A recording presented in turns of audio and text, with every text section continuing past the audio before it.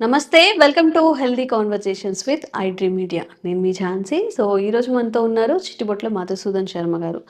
ఎప్పుడొచ్చినా గానీ చాలా వాల్యుబుల్ ఇన్ఫర్మేషన్, ఎలాంటి సైడ్ ఎఫెక్ట్స్ లేకుండా మన ఇంట్లో తయారు చేసుకున్నవి, అలాగే బయట మెడికల్ స్టోర్స్‌లో కూడా తీసుకొని ఎలా యూజ్ చేసుకోవాలని చెప్పి చాలా క్లియర్‌గా చెప్తూనే ఉన్నాము. సో, చాలా రిక్వెస్టెడ్ వీడియోస్ ఈ వీక్ ఏంటంటే మోకాళ్ళ నొప్పులు. చాలామందికి మోకాళ్ళ నొప్పులతో చాలా బాధపడుతున్నారు. తక్కువ ఏజ్‌లో గూడా అంటే at the age of early 30స్‌లో ఉన్నవాళ్ళు, 35 ఏజ్‌లో ఉన్నవాళ్ళు గూడా మోకాళ్ళ నొప్పులు, కీళ్ళ నొప్పులు వస్తున్నాయని చెప్పి కామెంట్స్ చేస్తున్నారు. సో, వాళ్ళందరి కోసం గూడా ఈరోజు మోకాళ్ళ నొప్పుల్ని ఈజీగా తగ్గించుకునేలాగా మన ఆయుర్వేదంలో ఎలాంటి మెడిసిన్ ఉంది, ఎలాంటి లైఫ్ స్టైల్ హ్యాబిట్స్ చేంజెస్ చేసుకుంటే మంచిది తెలుసుకుందాము. నమస్తే సార్. నమస్తే. సో, చాలా తక్కువ ఏజ్‌లో మోకాళ్ళ నొప్పులతో బాధపడుతున్న వాళ్ళకి, అలాగే పెద్దవాళ్ళలో గూడా వయసు రీత్యా వచ్చే వాళ్ళకి మీరు ఎలాంటి మెడిసిన్ అనేది సజెస్ట్ చేస్తారు? సో, అందరికి ఉపయోగపడేటువంటి ఒక మెడిసిన్ చెప్తానమ్మా. హ్మ్. Except sugar patients. Sugar patients కాకుండా మరి పాపం వాళ్ళకి వేరే మెడిసిన్ ఉందా? ఇందులోనే ఇందులోనే మళ్ళీ ఇంక్లూడ్ చేస్తాను. ఓకే. ఇప్పుడు చెప్పేది అందరూ వాడుకోవచ్చు. హ్మ్. ఒక పదార్థాన్ని తగ్గిస్తే షుగర్ పేషెంట్స్, తర్వాత వెయిట్ లిమిట్ ఉండేవాళ్ళు కూడా వాడుకోవచ్చు. ఓకే. ఫస్ట్ చెప్పబోయే టిప్ లోనే ఒక పదార్థం డీల్ చేసేస్తాం. హ్మ్. అది కూడా చెప్తాను. హ్మ్. సో, వామును వేయించి చేసినటువంటి చూర్ణం 50 గ్రామ్స్ తీసుకోవాలి. వాము. వాము దీన్ని అజ్వాయిన్ అని, ఓం అని చెప్పేసి రకరకాల పేర్లతో పిలుస్తుంటారు. హ్మ్. సో, వాము చాలా శక్తివంతమైనటువంటి పెయిన్ రిలీవర్ అన్నమాట. హ్మ్.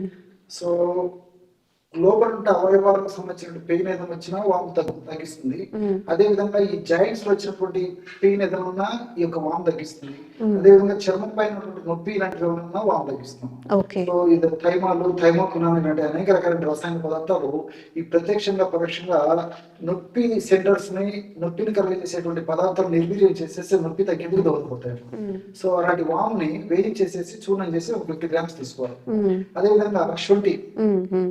శోధించే శొంఠి, హ్మ్. శొంఠి పొడి ఒక 50 గ్రామ్స్ తీసుకోవాలి. హ్మ్. శొంఠి పొడి మార్కెట్లో దొరుకుతుంది. శొంఠి కొమ్ములు మార్కెట్లో దొరుకుతాయి. సో, శొంఠి కొమ్ములు తెచ్చుకొని దంచుకొని తయారు చేసుకోవచ్చు. హ్మ్.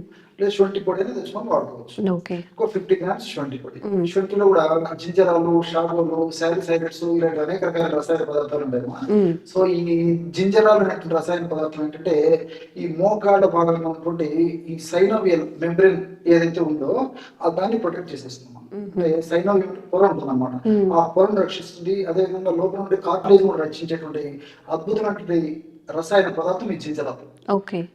అంతేకాకుండా పరోక్షంగా నొప్పి తగ్గేందుకు కూడా ఉపయోగపడుతుంది. హ్మ్. తర్వాత ఈ జింజరాల యొక్క మరొక ప్రత్యేకత ఏంటంటే ఈ అనారోగ్య పరిస్థితి ఏదైతే ఉందో, హ్మ్. అంటే ఈ మోకాళ్ళ భాగంలో అనారోగ్యకరమైన వాతావరణం అంతా క్లియర్ చేసేసి ఆరోగ్యవంతంగా ఉంచేందుకు ఆ భాగం అంతా ఈ జింజరాలు కూడా ఉపయోగపడుతుంది అన్నమాట. అంటే ఓకే. చక్కటి రక్త ప్రసరణ కలిగజేయడంలో కానీ, హ్మ్. అదేవిధంగా ఆ భాగానికి మంచి పోషకాంశాలు అందజేయడంలో కానీ, అట్లే చక్కటి ఆక్సిజన్ కూడా అవసరం కదమ్మా ఆ భాగానికి. హ్మ్. సో, అలాంటి మంచి వాతావరణం కలిగించడానికి పరోక్షంగా ఈ జింజరాలు ఉపయోగపడుతుంది. ఓకే.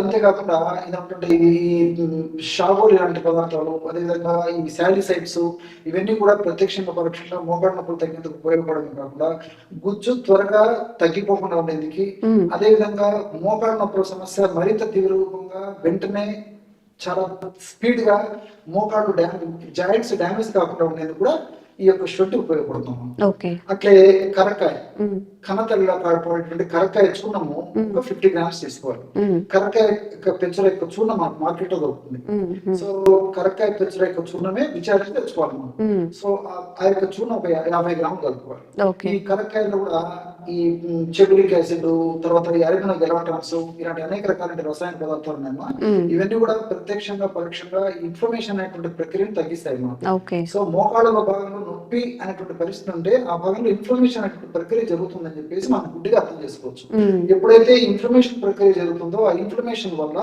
అందులో హానికారకమైన రసాయన పదార్థాలు ఉత్పత్తి అవుతాయి. హ్మ్. టిఎన్ఎఫ్ ఆల్ఫా, తర్వాత ఇలాంటి అనేక ప్రోస్టాగ్లాండిన్స్, హ్మ్. ఇంటర్లూకిన్స్ ఇలాంటి అనేక రకాల రసాయన పదార్థాలు ఉత్పత్తి అవుతుంటాయి. హ్మ్. సో, ఈ రసాయన పదార్థాలు ఉత్పత్తి అయ్యే కొద్దీ నొప్పి, పోటు, సలుపు, బాధ, అసౌకర్యం ఇలాంటివన్నీ కూడా ఎక్కువ అవుతుంటాయి. ఓకే. సో, ఈ కరకాయల నుండి ఈ రసాయన పదార్థాలు ఏం చేస్తాయంటే ఇన్ఫ్లమేషన్ తగ్గిస్తాయి. ఇన్ఫ్లమేషన్ వల్ల కలిగే ఉత్పత్తి అయ్యేటువంటి ఆ రసాయన పదార్థాలను తగ్గిస్తాయి. రసాయన పదార్థాల వల్ల కలిగేటువంటి హానిని తగ్గిస్తాయి. హ్మ్. మల్టిపుల్ బెనిఫిట్స్ ఈ కరక్కాయ వల్ల ఉండడంతో పాటు కరక్కాయ నొప్పిని తగ్గించేందుకు ఉపయోగపడుతుంది. ఓకే. సో, చివరగా బెల్లం. బెల్లం కూడా 50 గ్రాములు తీసుకోవాలి. సో బెల్లంలో అనేక రకాల పోషకాంశాలు ఉన్నాయి. అదేవిధంగా ఈ పోషకాంశాలు కూడా మరి మోకాళ్ళ భాగంలో చక్కగా పోయినప్పుడే ఆ పోషకాంశాలు బాగా అందినప్పుడే మరి నొప్పి, పోటు, సరుకు, బాధ ఇలాంటి రాకుండా ఉంటాయి. అంతేకాకుండా ఈ బెల్లంలో ఐరన్ కూడా పుష్కలంగా ఉంటుందన్నమాట. సో ఈ ఐరన్ తర్వాత ఇతర న్యూట్రిటివ్ వాల్యూస్, తర్వాత న్యూట్రిషనల్ పోషకతులైనటువంటి ఆ యొక్క పదార్థాలు ఉండడం చేత ఏం జరుగుతుందంటే మోకాళ్ళ భాగంలో చక్కటి రక్త సరఫరా జరిగేసేసి మోకాళ్ళ భాగంలో చైతన్యం తీసుకొచ్చేసి మోకాళ్ళ భాగము అనారోగ్యానికి గురి చేయకుండా ఉండేది కూడా ఈ యొక్క బెల్లం ఉపయోగపడుతుంది. అంతేకాకుండా మరి ఈ యొక్క శొంఠి వాము వల్ల కలిగేటువంటి వేడిని తగ్గించేందుకు కూడా బెల్లం ఉపయోగపడుతుంది. ఎందుకంటే శొంఠి వాము ఇలాంటి పదార్థాలు కొంతమంది వేడిని కలిగజేసేటువంటి తత్వం ఉంటుంది అన్నమాట. ఆ వేడి వల్ల కొంతమంది ఇతర చిన్న చిన్న రుగ్మతలు కలిగేటువంటి అవకాశం ఉంటుంది కాబట్టి అలాంటివి కాకుండా కూడా బెల్లం వాడుకోవచ్చు. సో దీనివల్ల ఈ పర్పస్ కూడా బెల్లం ఉపయోగపడుతుంది. సో ఈ 4 పదార్థాలు ఒక్కొక్కటి 50 గ్రాములు, వాము, అదేవిధంగా శొంఠి, కరకాయ చూర్ణము, బెల్లం ఒక్కొక్కటి 50 గ్రాముల చొప్పున తీసుకొని అన్నిటిని బాగా కలిపేసి ఒక గాజు సీసాలో నిల్వ ఉంచుకోవడం వల్ల 40 రోజులకు సరిపడా ఔషధం రెడీ అయిపోతుంది.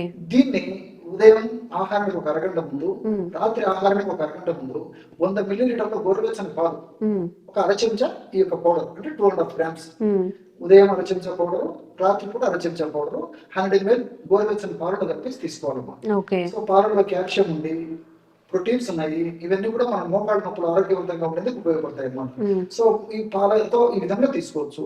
ఏదన్నా పాలు తీసుకోలేనటువంటి వాళ్ళు, పాలు తీసుకోకున్నటువంటి వాళ్ళు, పాలు తీసుకున్నటువంటి వాళ్ళు ఎవరైనా ఉంటే నీళ్లు తగ్గట్టు కూడా తీసుకోవచ్చు అనమాట. సో ఈ పద్ధతిలో రెగ్యులర్ గా వాడుకోవడం వల్ల 40 రోజులకు వస్తుంది. అవసరాన్ని బట్టి మళ్ళీ ఫ్రెష్ గా తయారు చేసుకొని వాడుకోవాలి. మరి షుగర్ ఉన్నప్పటికీ, ఓవర్ గా వెయిట్ ఉన్నప్పటికీ, ఇతర బెల్లం వాడుకున్నటువంటి వాళ్ళు ఇతరులు ఎవరన్నా ఉన్నట్లయితే వాళ్ళు బెల్లాన్ని మినహాయించి మిగిలిన 3 పదార్థాలతో ఔషధాన్ని తయారు చేసుకుని మరి పాలతో కానీ నీళ్లతో కానీ కలిపి, పాలలో కానీ నీళ్ళలో కానీ కలిపి వాడుకోవడం వల్ల కూడా చక్కటి ఫలితం మోకాళ్ళ నొప్పులో కలుగుతుంది. సో ఎవరైనా మోకాళ్ళ నొప్పుల తీవ్రత ఎక్కువగా ఉన్నప్పుడు సార్ చెప్పిన క్వాంటిటీస్లో మెడిసిన్ తయారు చేసుకొని రెగ్యులర్గా వాడుతూ ఉండండి. ఇంకా ఎవరైనా మీ ఇంట్లో కానీ మీ రిలేటివ్స్లో కానీ ఎవరైనా బాధపడుతున్నట్లయితే ఈ రెమెడీ వాళ్ళకి ఫార్వర్డ్ చేయండి, తప్పకుండా యూస్ఫుల్ అవుతుంది. Thank you so much sir. Sir, one life lesson what medicine has taught you. Whatever you can do without expecting. But I really believe మన పాజిటివ్ యాటిట్యూడ్ ఉంటేనే మనం ఏదైనా సాధించగలం. గట్ని మనం కరెక్ట్గా డీల్ చేసినట్లయితే అది మనకి పాజిటివ్ హార్మోన్స్ని రిలీజ్ చేస్తుంది. షుగర్ వచ్చిన వాళ్ళ పరిస్థితి ఏంటి? పొట్ట దగ్గర పెరిగితే దాన్ని ఆండ్రాయిడ్ అంటారు, ఆండ్రాయిడ్ ఫోన్ కదా. అసలు థాట్స్ ఎందుకు వస్తాయి? బ్రెయిన్ డెడ్ అంటే దానికి ప్రపంచం అంతా కూడా కొన్ని నిర్దిష్టమైనటువంటి లక్షణాలు. మానసికంగా ధైర్యంగా ఉంటే క్యాన్సర్ జయించవచ్చు. You are a doctor for a cause sir, అంతే. వాళ్ళకి వచ్చిన ఆదాయం కాకుండా ఫ్రీ సర్వీస్ ఎంతమందికో చేస్తుంది.